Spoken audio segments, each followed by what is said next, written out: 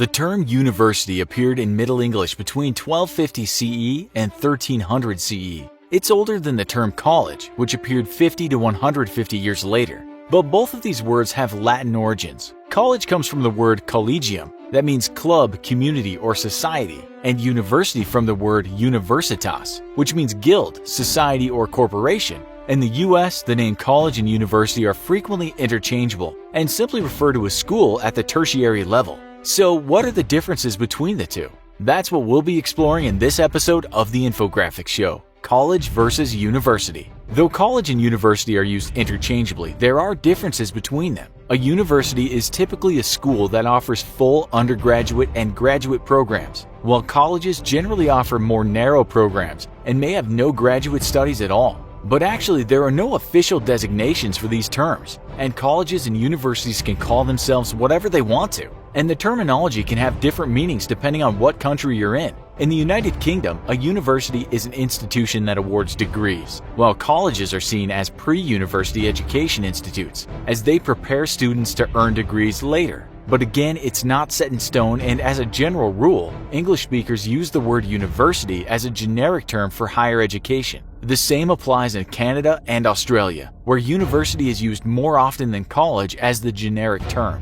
But if we're looking at the US, how can we better define these terms, university and college? Let's start with looking more closely at what a college is. Colleges are usually smaller institutions that emphasize undergraduate education. One example of a type of college is a liberal arts college that offers students an education in a broad range of academic areas, as opposed to having them specialize early in one particular subject. Liberal arts colleges are uncommon outside of the US, so prospective international students aren't always familiar with them. Another type of school in the US with college in its name is a community college. These are two-year schools that grant associate degrees and career-related certificates. Most colleges offer bachelor's degrees, and some colleges also have associate's degrees. Some students begin their education at a community college and then transfer to a four-year college or university to complete a bachelor's degree. So if that's a college, how does a university differ? Many education institutions with university in their name are larger than colleges and offer a variety of both undergraduate and graduate degree programs. Universities are also highly committed to producing research, whereas it's much more rare for college students to be a part of any substantial research.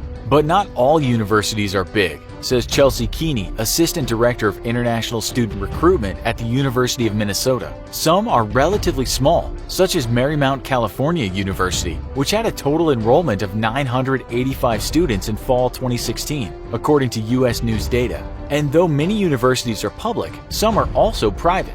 One example being the Ivy League school Princeton University. To make things even more confusing, some large universities are made up of smaller departments called colleges. Each of these colleges has a specific academic focus, such as business, social work, or engineering. One of the clear differences seems to be that universities are often, though not always, larger than colleges. Taking data from the National Center for Education Statistics College Navigator, let's do some head-to-head comparisons on the number of students at these institutions, starting with colleges. McDaniel College in Westminster, Maryland, 3,003 total, 1,667 undergraduate. St. Olaf College, Northfield, Minnesota, 3,046, all undergraduate. Ursinus College, Collegeville, Pennsylvania, 1,643, all undergraduate. Emerson College in Boston, Massachusetts, 4,479 total, 3,808 undergraduate. And as for universities, Ohio State University, main campus only in Columbus, Ohio,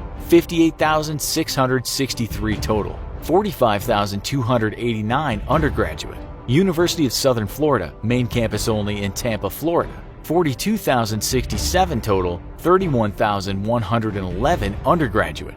Middle Tennessee State University, Murfreesboro, Tennessee, 22,511 total, 20,140 undergraduate. Rutgers University, New Brunswick Campus, New Brunswick, New Jersey, 49,428 total, 35,484 undergraduate. Okay, so even the biggest colleges are no match for the enrollment numbers that large universities have.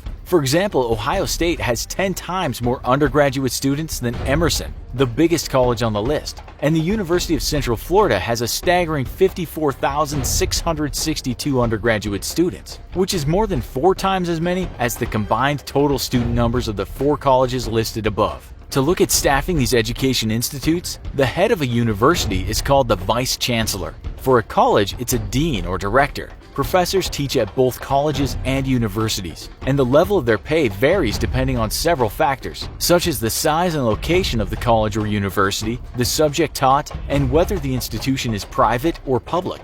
The U.S. Bureau of Labor Statistics reports that the average salary of a professor was $75,430 annually. As of May 2016, the lowest paid 10% of all professors earn less than $38,290, while the highest paid 10% are paid more than $168,270 per year.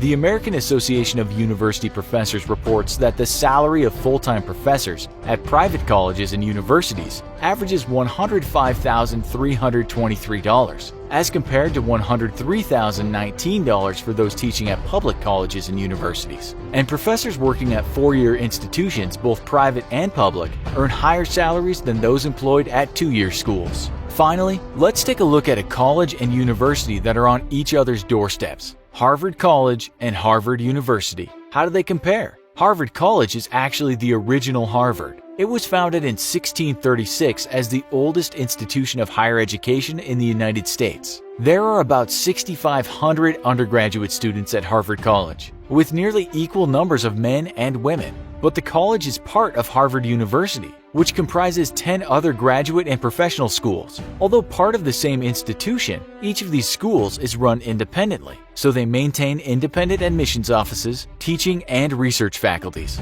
So the difference between college and university is far from clear. In some cases, they are part of the same institution, but other times completely independent. And typically a university is larger than a college and its professors are paid more. Are there other differences worth mentioning that we didn't highlight? Let us know in the comments. Also, be sure to check out our other video, The Most Dangerous Schools in America. Thanks for watching, and as always, don't forget to like, share, and subscribe. See you next time.